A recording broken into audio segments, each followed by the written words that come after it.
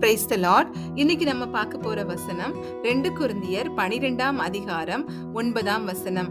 அதற்கு அவர், என் கிருபை உனக்கு போதும், பலவீனத்திலே என் பலம் பூரணமாய் விளங்கும் என்றார்.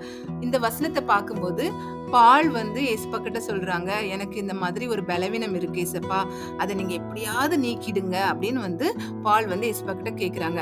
அதுக்குதான் கர்த்தர் இந்த ரிப்ளை பண்றாங்க, அப்படித்தானே?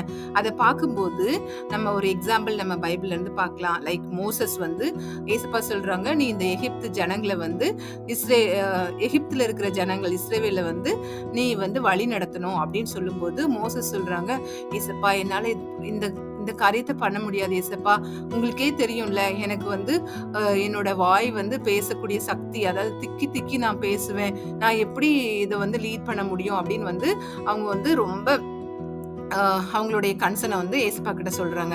ஆனா கர்த்தர் அவங்களுக்கு ஒரு கிருபையை கொடுக்குறாங்க. எப்படின்னா, ஆரோன் அவங்கள ஒரு அவங்களுக்கு பேச்சு துணைக்கு, அதாவது அவங்களுக்காக வேண்டி பேசுறதுக்கு ஒரு ஆள் அனுப்புறாங்க.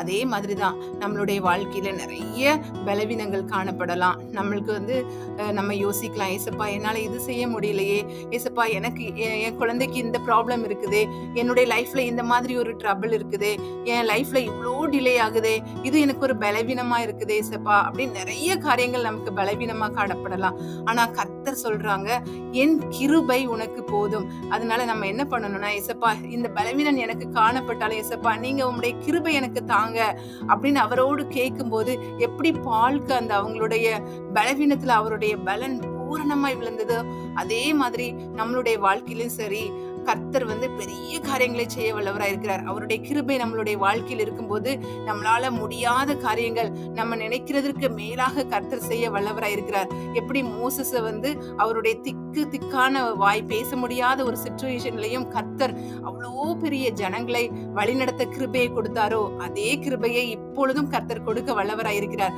நம்ம அதனால கர்த்தரிடத்துல, ஏசப்பா நீங்க எனக்கு உங்களுடைய கிருபையை தாங்க ஏசப்பா.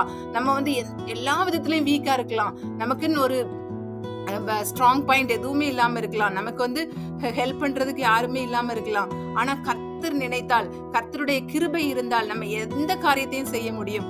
கர்த்தர் தாமே இந்த வசனத்தை ஆசீர்வதிப்பாராக. ஆமென்.